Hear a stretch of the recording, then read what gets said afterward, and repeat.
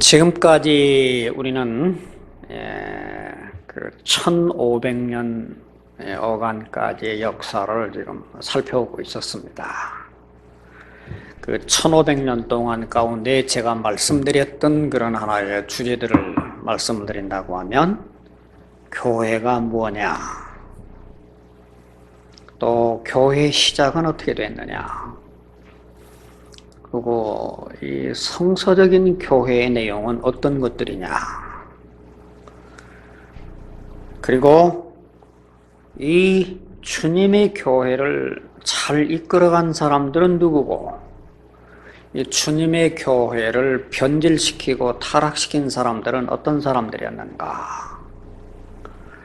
그래서 참 우리들이 이 지나온 1500년의 그 교회 역사 속에 있는 모습에 양지 쪽의 모습과 음지 쪽의 모습을 양면으로 다 살펴봤었습니다. 불행스러운 것은 현재 교회 역사라고 알려져 있는 기록들은 음지에 대한 기록은 거의 그렇게 많지 않고 양지 쪽에 소위 기득권으로 어떤 세력을 잡고 역사 속에서 승자로 군림한 사람들에 의한 그런 기록들이 거의 모든 역사라고 우리에게 알려지고 있는데, 그런데 그들의 모습을 본다고 하면 결론적인 결론은 오늘날 역사를 기록해 놓고 역사 속의 승자라고 한 사람들은 주님의 교회하고 너무 멀어진, 교회라고 할 수 없는, 어떤 면에서는 적그리스도와 같은 주님의 교회를 파괴하고 또 교권과 세속욕에 눈이 어두워서 주님의 마음을 아프게 했던 그들의 무리들을 우리가 살펴보았습니다. 그런데 우리가 이상하지 않습니까? 역사의 법칙이라고 하는 것은 반드시, 악이라고 하는 것은 긴 세월이 흐르지 않고 반드시 역사의 단절을 맞아야 되는 것이 하나의 순리고 자연의 법칙인데도 불구하고 왜 우리가 보고 있는 그런 주님의 교회가 아닌 사탄의 교회 같고 적그리스도와 같고 교회라고 이름 부를 수 없는 그런 교회가 오늘날까지 이렇게 건재하고 있을 뿐만이 아니라 어떤 면에서는 그분들이 더 역사에 화려한 기록으로 등장하고 있는 이유가 뭐라고 봅니까? 우리는 그들에 대해서 비판만 할 것이 아니라 그들이 왜 역사 속에서 그렇게 수많은 사람들을 죽이고 핍박하고 수많은 사람들에게 고통을 주고 악을 밭갈고 악을 뿌렸던 그들이 계속 그들이 역사 속에서 승자로 남는 그 이유가 뭔가. 2000년의 교회의 긴 역사를 살펴보면서 그들이 승승장구할 수밖에 없는 요인이 제가 공부한 바에 의한다고 하면 두 가지 요인이 있었다고 보는 겁니다. 두 가지 요인이라고 하는 건 뭐냐고 하면 수도원을 중심한 영성운동이 계속적으로 지도자는 부패한다 할지라도 그 수도원 속에서 갱생되는 사람들이 새롭게 수혈을 공급해주는 그 운동이 계속 지속이 되고 있는 겁니다. 또 하나는 스콜라 신학을 중심해서 이 치성에 대한 최대 개발을 대학 사회에서 이 권험으로 말미암아 이 어떤 치성을 통해서 수많은 계층들에게 자기들의 하는 활동을 정당화하고 그들의 모든 역사를 그 사람들 속에 기록을 함으로 말미암아 그들의 제대로 된 정체를 보지 못하게 하는 그런 하나의 치성 활동이 있었다는 얘기입니다. 우리는 이 1500년 역사를 바라보면서 이런 하나의 부정을 통해서 우리들이 배워야 할 하나의 좋은 교훈이 있으리라고 생각합니다. 남이 그랬으니까 나쁘다라고 하는 비난을 하기 전에 그들이 그럼에도 불구하고 오늘날 역사 속에서 수많은 사람들에게 기록되는 것은 주님이 아시는 차원이 아니라 오늘에 남겨진 이 현실을 바라보면서 우리는 여기서 우리들에게 그 부정을 통한 하나의 새로운 교훈을 배울 필요가 있지 않겠는가. 여기 중세교회에 떠받칠 수 있는 두 개의 큰 기둥인 이 수도원 운동과 하나의 대학운동, 이 두 가지는 우리가 하나 좀 한번 생각해보고 우리가 배워봐야 할 가치가 있다고 생각을 합니다.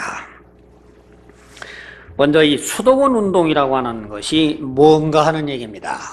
사실 수도원 운동이라고 하는 것은 어디 기독교에만 있는 게 아니고 모든 종교에 보편적으로 있기 까닭에 이것을 특정하게 말하기는 좀 어렵습니다. 지금 또 수도원이라고 하는 운동은 하나의 기도 운동도 되고 영성 운동도 되고 신앙 운동도 되기 때문에 이 수도원 운동을 어떻게 한마디로 설명하기는 상당히 어려운 것이 사실입니다. 이 수도원이라고 하는 것이 왜 생기게 됐는가라고 하는 것을 초기와 중세기와 근대사에 다각각 요인이 다르기 때문에 그 생겨지는 원인도 우리는 한마디로 말하기도 어렵습니다. 예를 든다고 하면 최초의 초기의 수도사라고 하는 사람들은 이 사람들은 어떻게 해서 수도사가 되기를 시작을 했는가. 역사 속에 보면 AD 250년경에 애굽에 있는 안토니라고 하는 사람이 최초의 수도원 운동을 시작한 사람으로 기록이 되고 있습니다. 이 사람은 부모가 남겨준 많은 재산이 신앙생활에 너무 거침돌이 때문에 성경을 읽는 중에 마태복음 19장 1절에 부자 청년이 예수님에게 와서 내가 주님을 따르겠다고 얘기할 때에 주님은 그 부자 청년을 향해서 네가 온전하고자 할진대 네가 가지고 있는 모든 재산을 다 팔고 난 다음에 나를 따르라. 이 온전하기 위해서는 가진 재산을 버려야 된다고 하는 예수님의 이 말씀이 이 청년의 마음을, 안토니의 마음을 사로잡게 됩니다. 그래서 그는 그의 재산을 다 처분해서 가난한 자들에게 나눠주고 완전한 생활을 하는 수단으로 무덤 곁에서 사막에서 빈 성체에서 기도와 명상으로 지혜를 구하는 생활을 하는데 그는 그렇게 고통스러운 못 먹는 삶을 살았는데 106까지 삽니다. 여러분 우리가 못 먹으면 일찍 죽을 걸로 생각을 하지만 전 세계 모든 통계학자에 의한다고 하면 사람이 죽는 것은 못 먹어서 죽는 사람들보다도 너무 잘 먹어서 병나서 죽는 숫자가 몇 배가 더 많다는 겁니다. 이 안토니가 106살을 살면서 금식을 하면서 거기서 깨달았을 때 일생에 딱 2번 알렉산드리아에 와서 자기가 이 수도 생활을 하면서 얻어졌던 것을 2번을 알렉산드리아에서 강의를 합니다. 이때 알렉산드리아에 있었던 유명한 아타나시우스라고 하는 교부가 그의 생애에 너무 감동을 받아가지고 그의 전기를 기록한 것이 그것이 전 세계로 파급이 되는 하나의 기록 문서가 됩니다. 그 다음에 파코미우스가 이 사람도 바로 자기 선배에게 영향을 받아가지고 그분은 이제는 자기 재산을 포기하고 수도원에다가 여러 사람들을 집단으로 모아서 공동기도와 매일 예배를 중심으로 하는 이런 수도 생활을 하는 동안 가운데 그가 죽을 때까지 10여 개의 수도원을 만들고 죽게 됩니다. 그런데 이런 수도원 운동이라고 하는 것은 단순한 하나의 명상운동이 중심이었는데 이제 4세기에 기독교가 국교가 되고 난 다음에 수도원이 만들어지는 양상은 전혀 또 다릅니다. 지난해 시간 가운데 계속해서 말씀을 드렸지만 기독교는 AD 64년부터 300년까지 핍박으로 말미암아 수많은 사람들이 죽어갔습니다. 그러다가 AD 313년에 콘스탄틴 황제에 의해서 기독교의 핍박이 멈춰졌습니다. 그런데 핍박이 없는 신앙생활하는 이 사람들에게는 웬일인지 편하게 예배 보는 것이 마음의 부담이 되고 마음이 근질근질해서 견딜 수가 없는 겁니다. 그래서 이분들은 교회가 도덕적으로 해이되는 가운데서 주님을 더 사랑하는 방법이라고 하는 것은 내 몸을 학대하고 내 몸을 괴롭혀야 주님을 더 사랑하는 것으로 변형적인 수도원이 발전을 하기 시작합니다. 그러나 이제는 중세교회에는 어떤 수도원이 생기냐고 하면 이 수도원이라고 하는 것이 이 세상에서 아무것도 할 수 없는 사람들이 수도원에 가면은 밥 주고 재워주고 편하게 사는 하나의 안식처로 발전되는 것이 중세교회의 수도원이었습니다. 그런데 이 베네딕토 수도회가 이 사람들이 약 1만 2천 개의 수도원을 만들게 되는데 이 베네딕토 수도원이라고 하는 게 529년에 시작해서 종교개혁까지 약 1000년 동안 안에 1만 2천 개의 수도원이 생깁니다. 그리고 이어서 1020년에 프란치스코 수도회가 생기고 1220년에는 도미니크 수도회가 생기고 1534년에는 제수익 수도회가 생깁니다. 그런데 이 수도회사들이 여러분 그냥 그렇게 어떤 신앙생활에서 도피처로 왔던 그 수도원이 이게 예산일이 아니었습니다. 이 사람들이 점점 항시켜가면서 하나의 중세교회에 비축해놓은 최대의 인적 자원으로 성장시켜놓은 것이 중세교회의 하나의 수도원의 결과가 됩니다.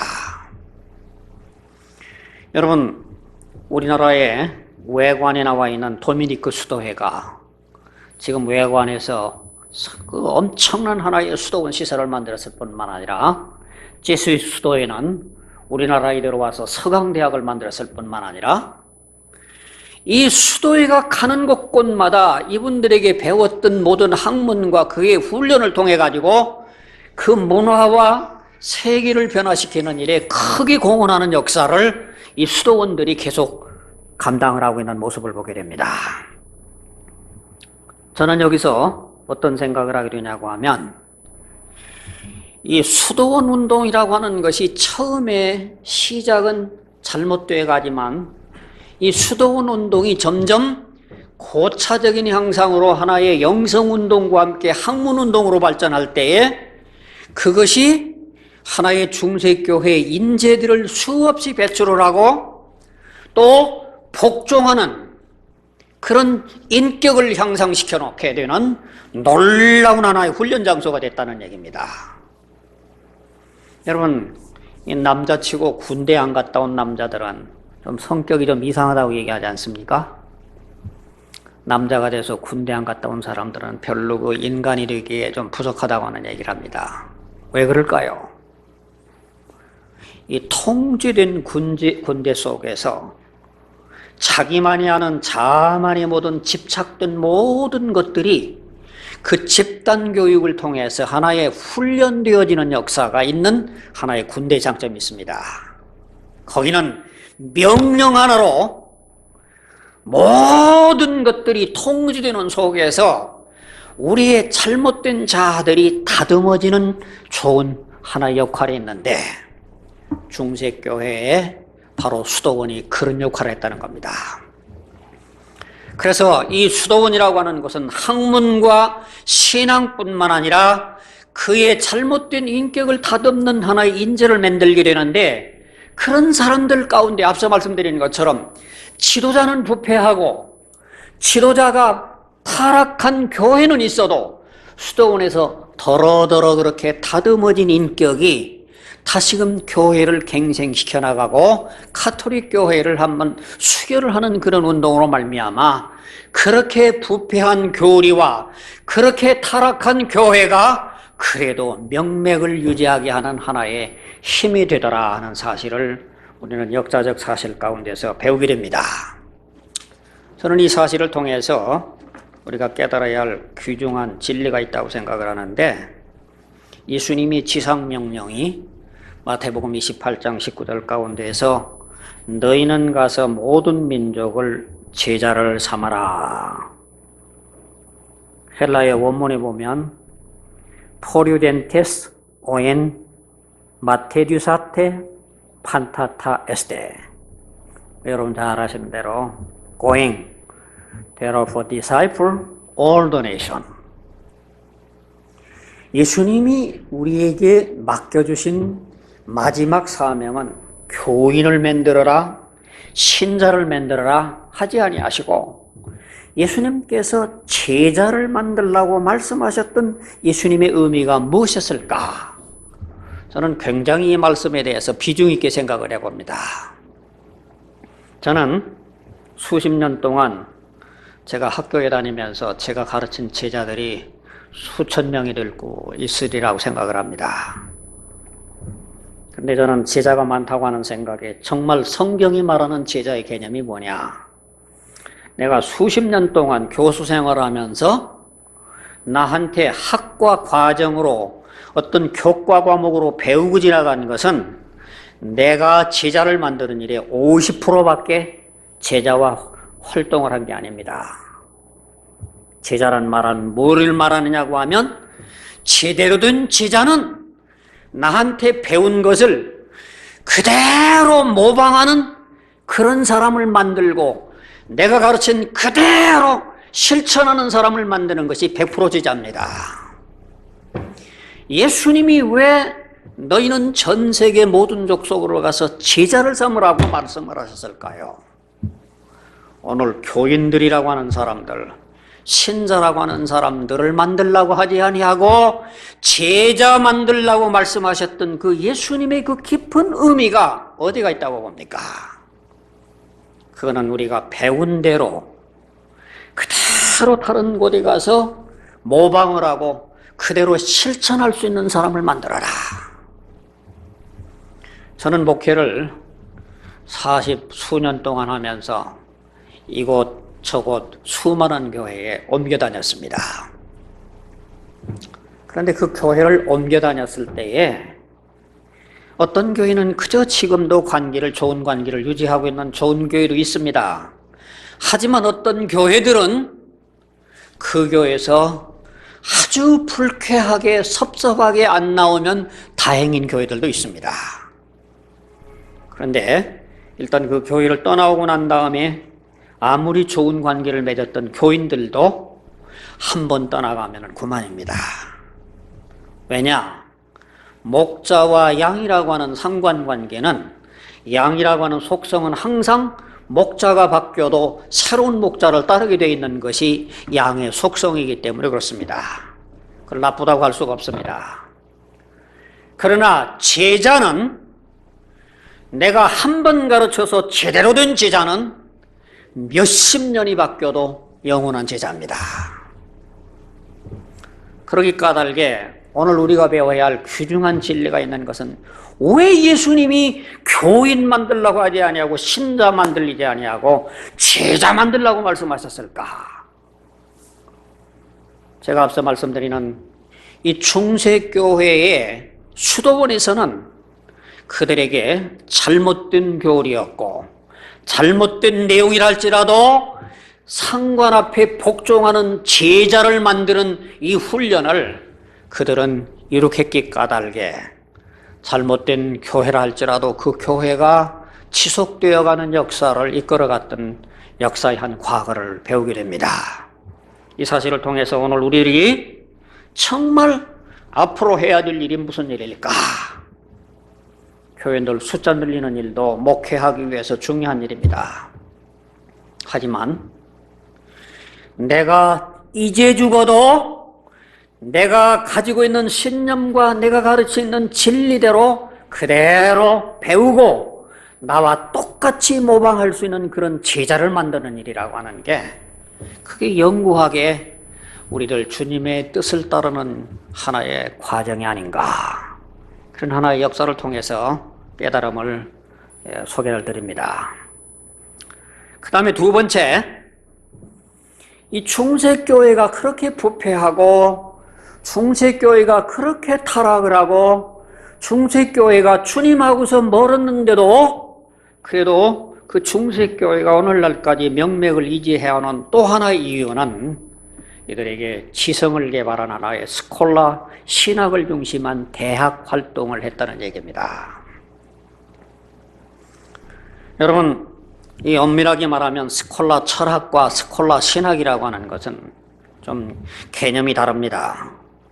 이 스콜라 철학이라고 하는 것은 교회 밖에 있는 사람들에게 이성을 매개로 해서 진리로 규명할 수 있는 것이 스콜라 철학이라고 그런다고 하면, 스콜라 신학이라고 하는 것은 성서와 교부들의 가르침을 근거로 해서 어떻게 표현법을 잘하게 해주는 것이 스콜라 신학인데, 이 스콜라 신학이 바로 신학과 철학을 함께 어우러져 가지고 중세교회의 학문의 발전이 드디어 중세 모든 대학으로 발전하게 되는 하나의 과정을 가져다 주라는 얘기입니다. 여러분, 참 오늘 우리들이 기억해야 될 것은, 참 역사 속에 남는 모든 일들이라고 하는 것은 그 역사 속에 있는 교부들이라든지 역사 속에 훌륭한 사람들이 개인 인격으로 바라보면 정말 별 볼 일 없는 사람들이 얼마나 많은지 모릅니다. 라틴 벌기트를 개발한 제롬이라고 하는 사람은 성격이 얼마나 괴팍했는지, 저 사람이 예수 믿는 사람일까 손가락질을 받았던 사람이었습니다. 그의 인격, 그의 됨됨, 하지만 그가 벌기트라고 하는 라틴 성경을 번역한 그 공로로 말미암아, 그 지성으로 말미암아 역사 속에 그 위대한 인격 가졌던 모든 사람들은 묻혀버리고 이 사람이 역사 속에서 하나의 두각을 나타나는 모습을 보게 됩니다. 우리는 역사의 긴 안목을 본다고 하면, 제가 언제도 말씀드렸습니다. 과거의 잉카 문명이란다든지 과거의 아프리카 문명이란다든지, 그들은 전 세계 인류를 뒤흔들 수 있는 엄청난 문화를 가지고 있었던 하나의 근거가 있습니다. 그런데 그들은 기록을 해놓지 않고 소리의 하나의 문화로서 전수가 되고 끝나고 맙니다.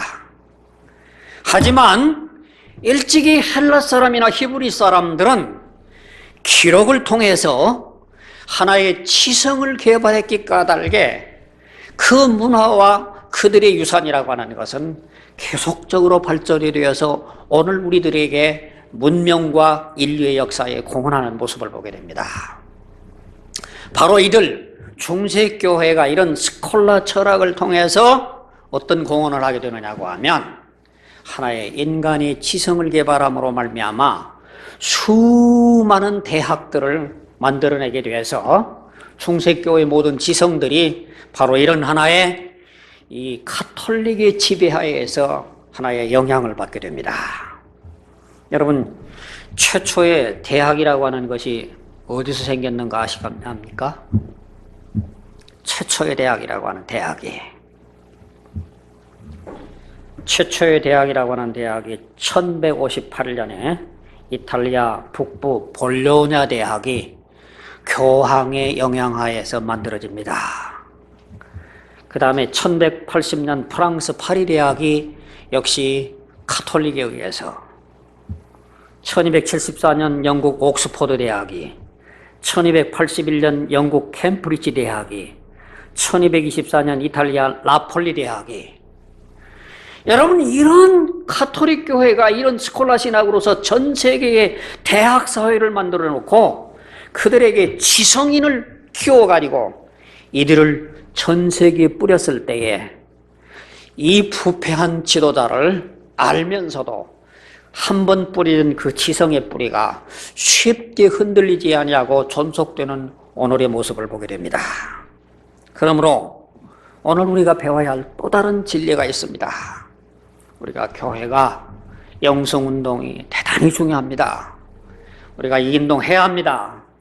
그런데 그것 한 가지만이 아니라 아울러 어떻게 우리들이 가지고 있는 진리, 우리가 가지고 있는 장점, 이 모든 것을 지성화해서 어떻게 긴 역사 속에 개발시킬 수 있는 그런 운동들도 동시에 교회가 눈을 떠야 한다고 생각을 하는 겁니다. 제가 1965년부터 목회를 시작을 했기 때문에 이제 70년, 2010년이 되면 한 45년 되나요? 그동안 안에 이런저런 목회를 해서 아까 말씀드렸습니다마는 참 여러 교회를 왔다 갔다 했는데, 그런데 제가 지금 그 많은 교인들 가운데에서 이렇게 연말이라든지 성탄 때란다든지 그런데 참 이 정을 주고 나눌 수 있는 그런 분들이 그렇게 많지는 않는데, 그런데 제가 1968년도에 저 전라북도 부안이라고 하는 곳에 지금 새만금이 시작된 바로 그 처음 스타트가 되는 곳입니다. 변산해수욕장에. 제가 거기서 3년 동안을 중학교를 만들어 가지고 가서 한 100여 명 학생들을 제가 가르쳤습니다. 이제 낮엔 근무하지만 제가 영어라든지 수학이라든지 국어라든지 모든 것을 가르쳤는데, 그때 국민학교만 졸업하고서 중학교 못 가는 아이들에게 무상으로 한 80명에서 120명 아이들을 한 3년을 가르쳤습니다. 옛날 68년도에 서너 살, 15살 먹은 아이들이 아주 형편없이 가난한 아이들이었지만 이 애들이 지금은 50대 중반이 됐어요. 50대 중반이 된 이 아이들은 그 애들이 지금 별의별 형태로 다 떨어져서 전국에 흩어져서 합니다. 별별 직업을 다 가지고 있는 아이들이 다 있습니다. 그런데 그 아이들이 잊지 아니하고 자기들에게 가르쳐준 그저 한 학기 끝나고 난 선생이 아니라 3년을 지속적으로 가르친 목사는 자기들 머릿속에 잊어버리지 아니하고 항상 기억하면서, 올여름 내년 여름에는 제가 또 그 변산 해수욕장에 가서 아주 맛있는 하나의 회를 얻어먹을 따름이고, 올 겨울에는 서울에 가서 또 대접을 받는, 제가 먹어서 좋은 얘기가 아닙니다. 문제는 우리들이 이런 어떤 적은 것이지만 심어놨던 그 씨앗이 먼 훗날 결코 헛되지 아니하고 되돌아오는 것이 이런 하나의 지성활동의 하나의 예를 말씀을 드리는데, 이런 모습을 바라보면서 우리 교회가 눈떠야 할 것이 어떤 것인 건가? 영성운동, 또 하나의 지성운동을 통해서 우리들이 좀 눈을 떠야 될 게 아니겠는가? 그래서 저는 이런 생각을 해봅니다.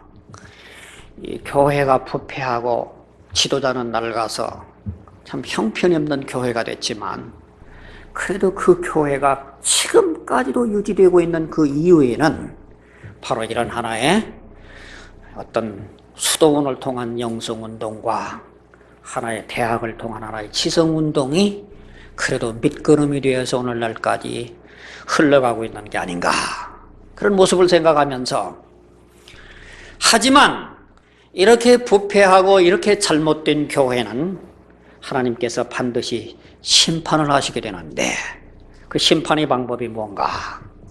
심판의 방법이 참 기가 막힌 방법으로 하나님께서 이 교회를 심판하시게 되는데, 저는 이 종교개혁이 일어나서 하나님께서 이 부패한 교회, 잘못된 교회를 하나의 뒤집는 하나님의 심판의 방법이 뭐였느냐고 하면 르네상스라고 말씀드리고 있습니다. 여러분, 르네상스라는 말 잘 아시죠? 저 유명한 14세기 중엽부터 시작해서 16세기까지 약 200여 년간 유럽을 휩쓴 문화운동을 소위 르네상스라고 얘기합니다. 이 르네상스 운동이라고 하는 것은 기존 지배기급이었던 교회 세력과 또 봉건 영주들의 세력들을 무너지게 하고, 그래서 이 르네상스에 의해서 모든 봉건 영주들이 무력화되게 되고, 그리고 1500년 굳게 다져왔던 이 가톨릭 교회가 이젠 하나의 지도자들에 의해서가 아니라 사회 분위기에 의해서 이 교회를 심판하시는 그런 하나의 모습을 저는 이제 말씀드릴 수가 있겠습니다. 여러분, 우리가 생각할 때 문예운동이라고 하는 것이 1500년의 기초를 닦았던 어떤 중세 교회를 심판할 수 있을 힘이 있었을까? 여러분 한번 상상해 보시기 바랍니다. 우리 한국에 제가 여기 있을 때가 아니었습니다만 미국에서 보니까 2006년도에 뭡니까? 이 노무현 정권이 끝나고 난 다음에 이명박 정권이 들어서자마자 시청 앞에 무슨 운동이 있었어요?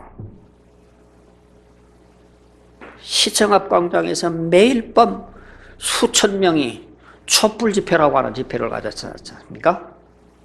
전 미국서 그냥 텔레비로 보면서, 여러분 잘 아시는 바와 같이 MBC의 이 광우병에 대한 과대선전과 흑선전으로 말미암아 수많은 사람들이 들고 일어나서 우리 한국민의 모든 마음을 한 곳으로 몰아놨기 때문에 이 이명박 정권이 결정적으로 타격을 받았던 그 운동의 그 사회운동을 우리가 기억할 겁니다.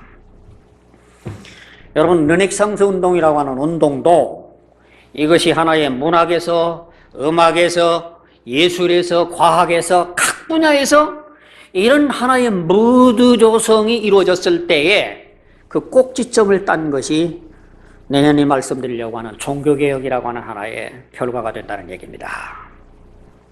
여러분, 오늘 우리는 이 종교개혁이라고 하는 이것이 그냥 찾아온 것이 아니라 하나님께서 1500년 동안 그 수없이 닫혀져 있고 부패되어 있고 잘못되어 가는 것을 하나님께서 엄청난 심판의 도구로 사용하시는데, 그 심판의 도구가 뭐냐고 하면 하나의 사회 분위기 여건이었다는 얘기입니다. 우리가 잘 아는 얘기입니다만은 우리가 이 카톨릭을 심판하게 됐던 그 중세교회의 그 심판을 하게 됐던 르네상스를 한번 여러분 들어봅시다. 이때 대표적으로 영향을 미쳤던 것이 유명한 문학 작품들이죠. 기억하시죠? 유명한 단테가 쓴 신곡이라고 하는 작품을 보시기 바랍니다. 이 단테라고 하는 사람은 카톨릭 교회의 열성적인 신자였었습니다. 그래서 자기가 믿는 교황이 황제들과의 전쟁을 벌릴 때 목숨을 걸고 교황을 위해서 전쟁을 했던 사람이었었습니다. 그런데 당시 교황청에는 서로 좌파에서 교황을 배출하려고 하는 백당과 흑당이라고 하는 파벌 싸움을 하고 있기 까닭에 자기 생명을 걸고 교황을 위해서 싸웠던 단테는 교황청에 비판적인 말을 합니다. 당신들이 지도자가 그렇게 어떤 세속적인 욕망이 아니라 거룩한 욕망이라고 이름을 걸고 그런 어떤 집착을 할 때 누가 당신들을 위해서 싸우겠는가? 그러고는 교황들을 향해서 비판을 했는데, 그것이 교황청의 눈에 거슬려 가지고 이 단테라고 하는 인간은 이 사상이 불손하다. 그래서 이단으로 잡혀가지고 이 사람을 체포를 영장 날릴 때에 할 수 없이 자기 몸을 숨기기 위해서 전 유럽으로 돌아다니면서 그때의 저항 문학으로 쓴 그 작품이 유명한 신곡이라고 하는 작품입니다. 그런데 그 신곡이라고 하는 작품을 보면은 지옥과 연옥과 천국을 설명하는 가톨릭 교리인 것 같지만, 여러분 보셨으면 아시겠지만 내용은 교황과 그 당시 교회를 조소하는 그런 문학의 흐름이 그 작품 속에 나타나고 있습니다. 그래서 이 교황에 대한 신뢰가 이런 작품으로 말미암아 점점 흔들려지기 시작을 합니다. 그 다음에 유명한 작품이 이 보카치오가 쓴 데카메론이라고 하는 유명한 작품이죠. 여러분 잘 아시는 바와 같이 이 작품은 이탈리아의 유행병으로 있는 페스토 유행병이 걸렸을 때에 이 페스토 유행병을 피하기 위해 가지고 피렌체 교회의 별장에 남자 3명, 여자 7명, 10명이 거기 와서 전염병을 피하려고 교회 밖에 와서 있게 됐었습니다.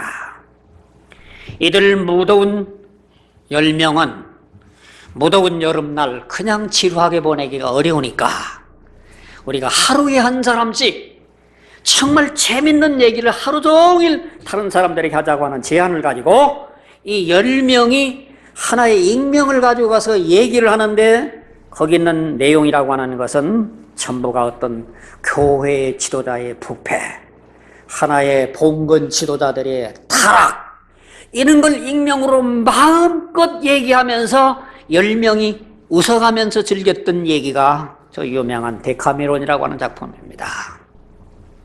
이런 문학 작품이 하나의 소설로 끝나지 아니하고 그 작품을 읽는 사람들은 그래? 우리 지도자들 우리가 몰랐는데 그렇게 부패했어? 우리의 지도자들이라고 하는 사람들이 이렇게 거룩한 줄 알았는데 그렇게 야해? 이런 눈길이 뜨지면서 차츰차츰 눈이 열려지게 됩니다. 여러분, 우리가 잘 아는 대중적 예술 작품인 조각과 그림을 보시기 바랍니다. 잘 알려진 미켈란젤로가 조각한 다윗상, 노아의 홍수, 아담의 창조, 다빈치라 미켈란젤로의 그림, 이 수많은 그림들이 성경과 성경에 나와 있는 전설 소재로 그려놓았지만 그걸 보는 사람들은, 처음에 우리가 보는 사람들은 아름답다고 보지만 점점 다가가는 모든 사람들의 마음속에는 거룩한 것이 아니라 인간과 세계가 더 아름답다고 하는 눈을 뜨게 해주는 것이 하나의 예술작품으로 부각이 됩니다. 뿐만 아니라 이 르네상스 운동에서 빼놓을 수 없는 한 가지 가장 중요한 것을 우리가 놓치지 말고 지나가야 되겠는데, 그건 뭐냐고 하면 중세교회가 사회적으로 조소를 받고 있고 비난받는 분위기 속에서 다시 카톨릭으로 되돌리게 하는 운동을 했던 저 유명한 마키아벨리즘이라고 하는 얘기예요. 들어보셨죠? 예. 이 마키아벨리라고 하는 사람은, 그는 청년기에 교황 중심의 이태리라고 하는 나라를 가지고는 도대체가 이 나라가 붕괴가 되겠다.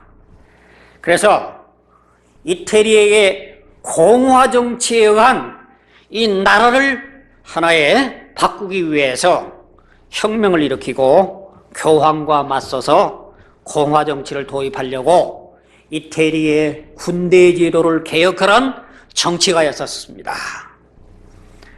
그런데 이 교황이라고 하는 사람이 힘을 잃어가지고 와서 항상 쫓겨나가던 그가 어느 날 에스파냐, 스페인이 왕후의 후원을 받아가지고 다시 등극을 하게 됩니다.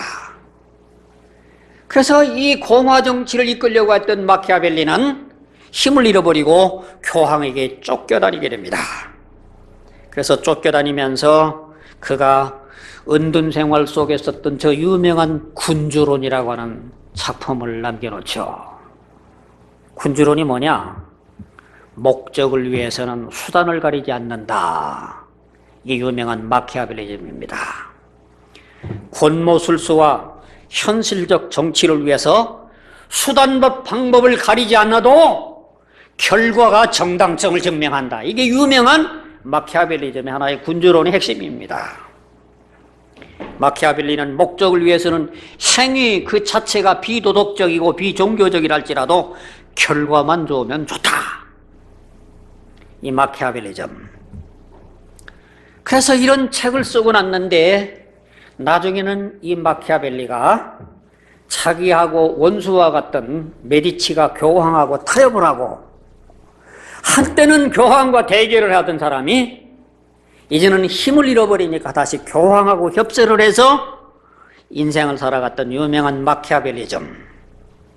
목적을 위해서 수단을 가리지 않는 인생을 살아갔던 책대로 그 작품이 오늘날 정치가들의 하나의 교과서로 쓰여지고 있는 이 마키아벨리즘, 이것도 중세기 작품이었다는 얘기입니다.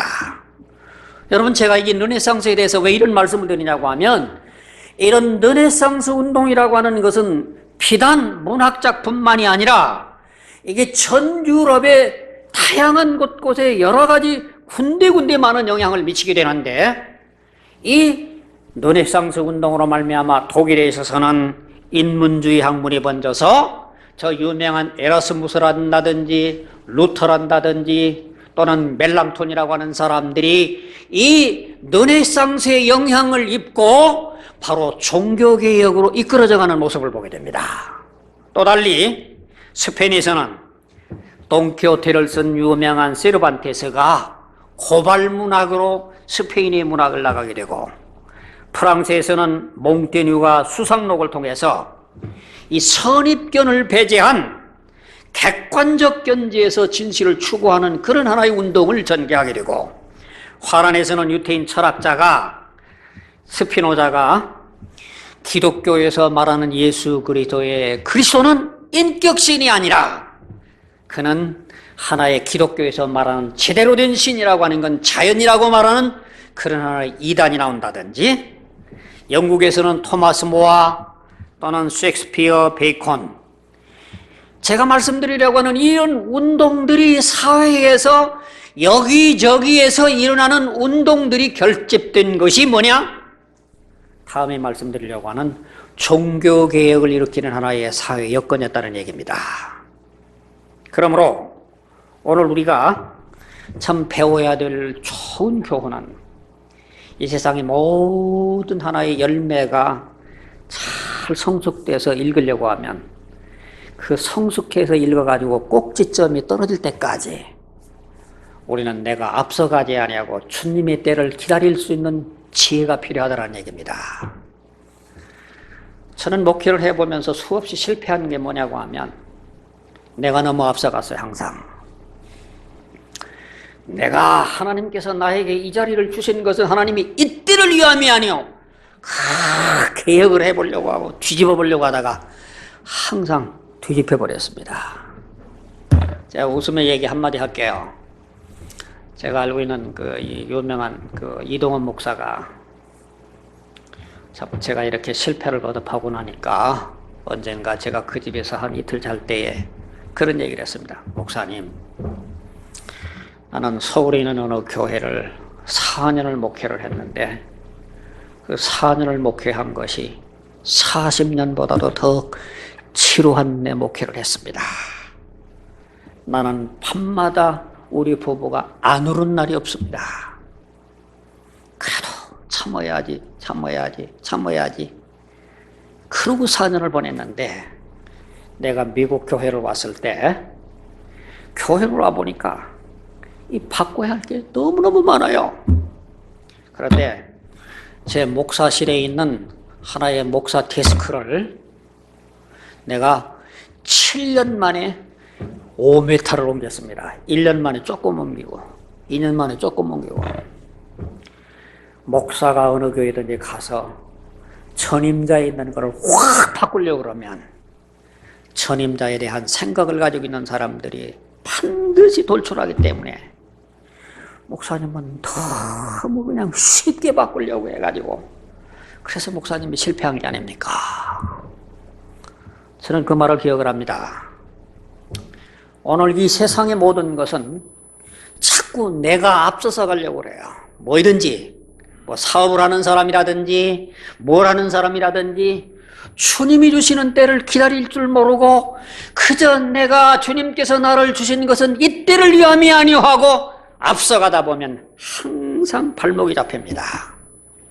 종교개혁의 역사 속에서 배우는 귀중한 진리가 있는 것은, 하나님이 때를 이루시고 분위기를 조성할 때까지 넉넉하게 기다리는 사람이 성공한다고 하는 귀한 진리를 배우게 되더라는 얘기입니다. 저는 이 종교개혁의 이런 귀한 진리를 통해서, 르네상스를 통해서 이런 귀한 진리를 배우게 됩니다. 그 다음에 이 종교개혁이라고 하는 것은 이런 르네상스 운동뿐만이 아니라 또한 교회 자체 내에서도 하나의 이 종교개혁을 할 수밖에 없는 그런 운동이 벌어지게 되는데, 그 운동 중에 하나가 신비주의라고 하는 얘기입니다. 여러분, 신비주의라고 하면 이상한 생각 먼저 하죠? 신비주의, 우리나라 이 오순절 이런 섞여 있는 건데, 근데 여러분들, 이 신비주의라고 하는 거를 그렇게 간단하게 생각하시면 안 됩니다. 이 신비주의라고 하는 거는 그 개념이 너무도 폭이 넓기 까닭에 우리는 이 신비주의에 대해서 알아둘 필요가 있습니다. 신비주의라고 하는 정의가 뭐냐? 신비주의라고 하는 것은 인간을 초월한 절대자와 나와의 하나가 되는 것이 신비주의입니다. 이 신비주의에는 모든 종교에 다 존재하고 있습니다. 어떤 샤머니즘 가운데도 이 신비주의가 있죠. 또 여러분 잘 아시는 바와 같이 힌두교, 불교에서 이 신비주의를 통해 가지고 가서 요가란다든지 선이란다든지 미르 종교란다든지 이게 다 신비주의 아닙니까? 제가 이 미국 아리조나에 그 세도나라고 하는 곳에 가서 그 목격한 현상입니다. 그 세도나라고 하는 곳에 보면은 그 거대한 하나의 전 세계 모든 사람들이 거기에 모여와 가지고 가서 하나의 길을 받는다는 겁니다. 그런데 그 길을 받는 것이 전 세계 모든 곳에서 그 지역에 가면은 아주 기가 강하게 역사를 하기 까닭에, 그래서 제가 한 10년 전에 세도나를 갔을 때에는 아주 궁벽진 곳이었는데 한 2, 3년 전에 세도나를 갔을 때에는 여기가 완전히 그냥 도시가 돼버렸어요. 왜? 전 세계 유럽이고 어디고 다 모여왔는데 한국 사람들 목사 장로도 얼마나 많이 왔는지 몰라요. 왜? 거기 가면은 기 받으면은 만병통치 받는다고요. 거기에 많은 모습들을 보게 됐는데 거기는 어떤 기독교도 어떤 불교고 뭐고 간에 기를 받는다고 그곳에 몰려있는 그런 현상을 보기도 했습니다. 여러분, 유대교에서도 하시디즘이라고 하는 하나의 이런 신비주의가 있고요. 우리가 아는 바와 같이 바울 사도란다든지 사도 요한이라고 하는 사람 얼마나 신비주의가 합니까?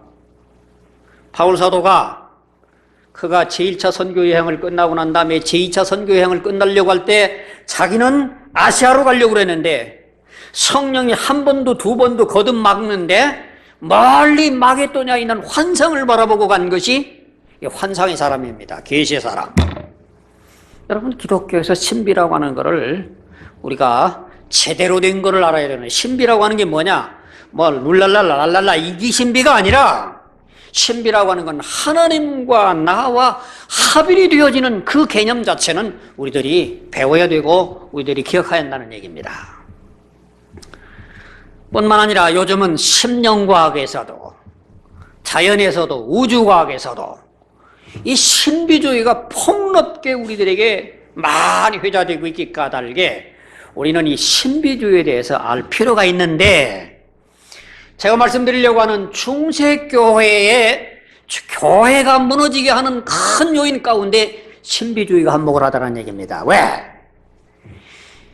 여러분, 오늘 우리의 이 종교라고 하는 것이 이 갇혀져 있는 종교 제도, 이 캐토릭의 모든 거는 항상 모든 것이 계회가 있고 말씀의 전례가 있고 그 다음에는 이제 성찬의 전례가 있고 폐가 있고, 이게 그냥 똑같은 천편일률한 이걸 똑같이 반복을 하는 사람들에게는 어떤 신비한 걸 못 느끼는데, 이런 사람들이 그런 어떤 제도 속에 갇혀져 있는 그런 하나의 매너리즘이 아니라 자기가 직접적으로 하나님과 연결을 맺는다고 하는 이 운동이라고 하는 것은 좋게 모든 사람들이 호감을 갖게 됩니다.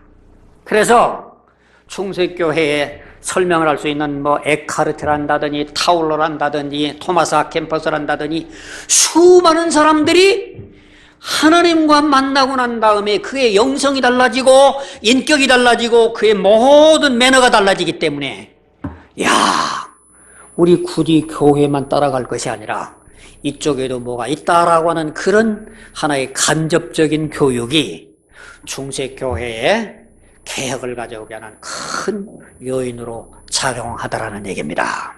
그래서 저는 이분들에 대해서 참 일일이 다 설명하려고 하면 끝이 없는 사람들이겠지만, 여러분들도 우리가 기억하셔야 할 것은 중세교회가 하나님의 심판의 도구로 쓰실 때에는 하나의 사회여건으로도 큰 물결이 흘러갈 뿐만 아니라 교회 내적으로도 하나의 이런 하나의 신비주의 운동을 통해서 점진적으로 이 교회가 붕괴되게 되고 하나님께서 철퇴를 맞게 되는 큰 과정이 이런 과정을 통해서 진행이 되더라고 하는 말씀을 드리는 겁니다. 이런 신비주의들이 독일 사회 전반에서 미쳐가지고 여러분 에라스무스라든지 루터에게 그대로 영향을 받은 이들은 교회 지도자들에 대한 실망이 어디로 나타나냐면 자기와 하나님과 자기와 직접적인 관계를 맺으려고 하는 운동들이 수많은 사람들에게 호응을 얻는 그런 운동으로 나타나게 되는 모습을 보게 됩니다. 이것도 오늘 우리들이 배워야 할 하나의 중세교회가 무너지는 한 요인이 되었다라고 하는 것을 말씀을 드리도록 하겠습니다. 여기까지 끝내고 좀 쉬었다가 다음에 있는 계속해서 하도록 하겠습니다.